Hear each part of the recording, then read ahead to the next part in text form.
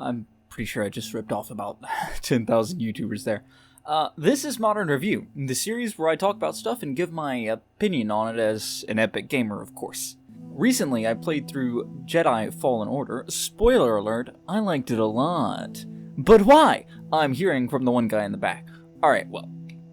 Part 1! Stars War! In case you managed to click on this without looking at the title, or have been under a rock for the last parsec and they can't really make up their mind on if it's a unit of distance or time, Fallen Jedi is a canon Star Wars game published by the EA. Hold on. Don't get your pitchforks out yet. Despite the game's release date, there's not a single microtransaction to be found. To add insult to EA's monetary injury, the first update after the game released wasn't a DLC. It added new content and was shockingly free.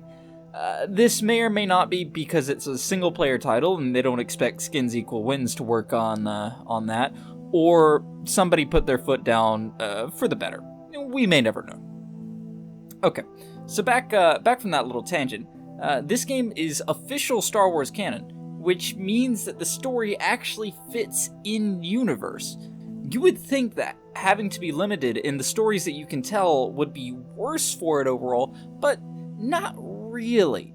Since it's a Star Wars story, you can safely avoid a ton of world building and exposition. Everybody already kind of knows what's going on, and if you don't, it's easily explained in passing by a character.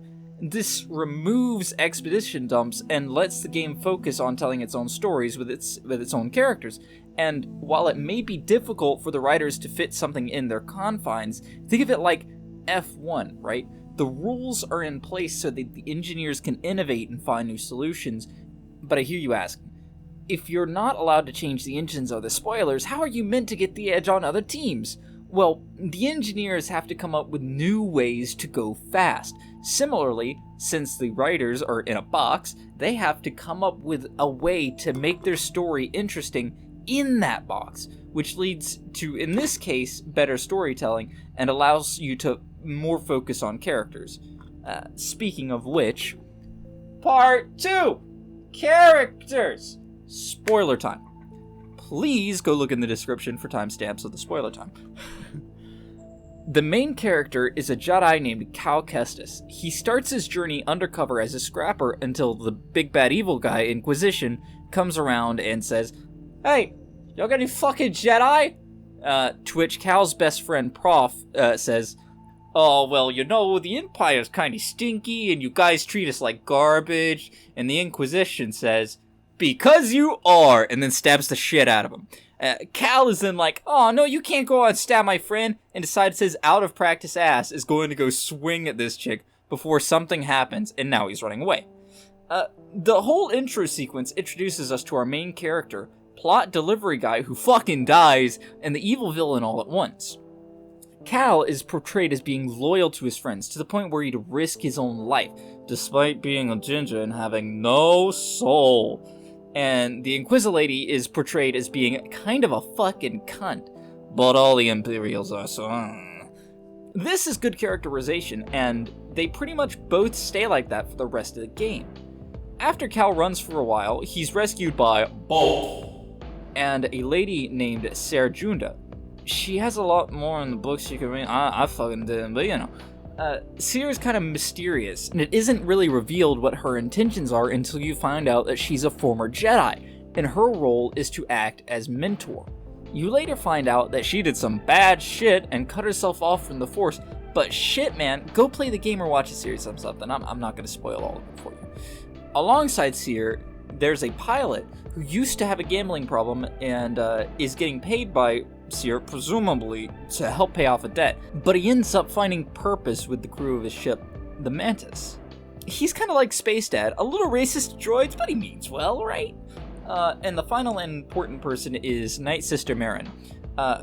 She's the last of her kind, and thus has a relatable connection to Cal. She's obviously set up to be a romantic interest, but she's kind of introduced far too late in the story to actually get to know the character. Despite the short time we get with her, though, Marin is extremely characterized. And in the 2 cutscenes we get with her, she's obviously self-assured, she knows what she wants, and she has a killer sense of humor to oppose the kind of bleakness of her upbringing. Maybe she's just depressed, but that seems to make people funny. Part 3. Gameplay. Many people would call this game a Souls-like and leave it there. I don't really see that as a classification for this, right? While it shares similarities in gameplay aspects to a Souls-like, it reminds me more of an old story-driven action-adventure platformer like Tomb Raider, Uncharted, and even Ratchet & Clank. Come to mind, I'll get to that last one. Don't worry about it. You'll get there. Okay, so what makes it like Dark Souls? Right, well, the combat is similar, but different, obviously. You have your attack, block, dodge, parry system that the Souls games do, and you even have Estus flasks in the forms of stems, and they're all rechargeable at bonfires. That's about where the similarities end, though. Sure, the bosses have movesets that you have to learn and whatnot, but if we're being honest, that's all games. So while I was skeptical to get into the game at first because I heard it was like Dark Souls, I'm not very good at Dark Souls. I was pleasantly surprised at how fun this system works and when it isn't actively trying to kill you. Thanks, Dark Souls. Something I should mention while we're still at least kind of on topic are the bonfires and Estus mechanics. These are fine for the most part, however, I end up wishing that the game just had normal checkpoints and having stim packs placed around the map in smashable boxes. The meditation points can really break up a flow that you have, right, if you're just going, and sometimes they're just placed poorly. You could trudge through an entire section and have to complete the last half of it on 25 HP because you ran out of stims fucking with a security droid 20 minutes ago. That can, give you... This is off script. That can give you, stakes, but they're kind of artificial, and I don't really know about that. Keeping on brand with the meditation spots, the skill points and associated tree are done well. The progression feels good, and by about 3/4 of the way through the game, you end up feeling like a badass with the combination of new skills in the game and in your fingers as you've learned to play the game itself. The platforming feels nice, and the puzzles feel rewarding, both of which scale with the skills that you've unlocked as the game progresses. The only complaint I can think of, off the top of my head, is having a better way to make dark areas brighter, as the primary way of doing this kind of really slows you down and breaks your pace a bit. Part 4. Closing remarks. I like this game a lot, but the pacing near the end feels a bit rushed. You're 3/4 of the way through the game and suddenly it's just over? To the point where previously mentioned characters don't get enough screen time and you're left wanting a sequel that's years out. Sometimes the soundtrack kind of just cuts out and you're left with the ambience of the world around you, which is fine for immersion, but it just kind of leaves some places in the game feeling empty. Enemy placements and their respawning methods can feel a bit jank sometimes, especially since you have to pass through some areas multiple times, and instead of it feeling like the enemies have just reinforced, you know that by taking that extra second to heal, you've just respawned them all. If you remember earlier, I said this game reminds me of Ratchet & Clank. Well, get this. The main character finds his robot partner on an abandoned planet and goes on an action-packed platforming adventure in a spaceship to save the galaxy. They stop off at various planets to complete goals, some of these planets having little offshoot paths, but not being completely linear. If you're a fan of the Ratchet & Clank series, that should sound awfully familiar. It's almost like the game wears its influences proudly on its sleeves. Combat mechanics taken from the more modern Dark Souls games, while these platforming and exploration types are taken from old-school mascot platformers. Does that make the game a ripoff? No. The game is extremely fun throughout the story.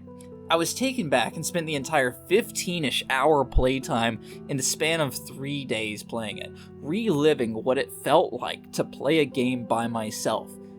The game is preferably played with a controller, so I plugged in my old retro PS2 style PC controller and was just flooded with memories of sitting around after school playing video games.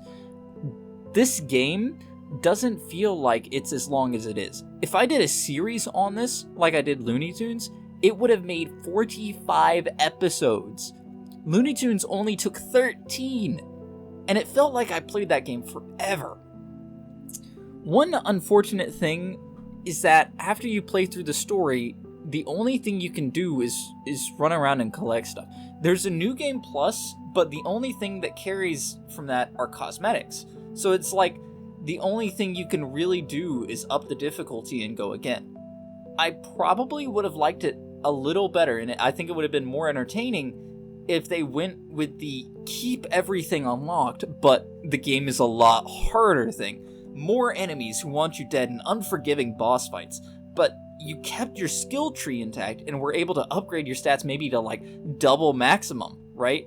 Please do this for the second one, EA. That would be fucking awesome, okay? As far as the sequel goes, I'm excited for it, but there's not even a projected release date yet. The game, however, did sell really well, so if EA doesn't fuck it up, the sequel should play fantastically. I will be a little disappointed if the second one doesn't still follow Cal Kestis, and if you can't, like, import your skills or retain them from the previous game. Otherwise, they'll have to have some kind of, like, cop-out, like getting smacked in the head and having a concussion. Yeah. In conclusion, I really like this game. The characters and story are strong, and the gameplay is fun. No game is without its flaws, though, and this one isn't any exception. That said, even my often-mentioned favorite game, Ratchet & Clank, had taken feedback from the first title and made the gameplay in the second one even better. I'm excited to see what comes out of EA's Star Wars material if this is the kind of quality we can expect. At the end of the day, I give it about a 9 out of 10. This game was fantastic. This review was scripted unlike the last one, and I'm just trying out something new, and hopefully you've enjoyed this video. As I write this, I don't know how long it is, so if you've made it all the way this far and enjoyed what you saw, why not subscribe? It's free after all. There's also other ways of supporting the channel, like leaving a like, starting a flame war in the comments, nothing too spicy please, or if you're feeling extra generous, supporting the channel on Ko-Fi. For a minimum of $1, your name will be placed at the end of a video, and the higher the amount, the more outlandish the color will be. The highest can request custom colors, or leave it to me and we'll have it some kind of like possibly animated rainbow. I'm not quite sure yet. Anyways, that is at ko-fi.com/Isaac Vonberg. Anyways, I've been Isaac Vonberg, and thanks for watching.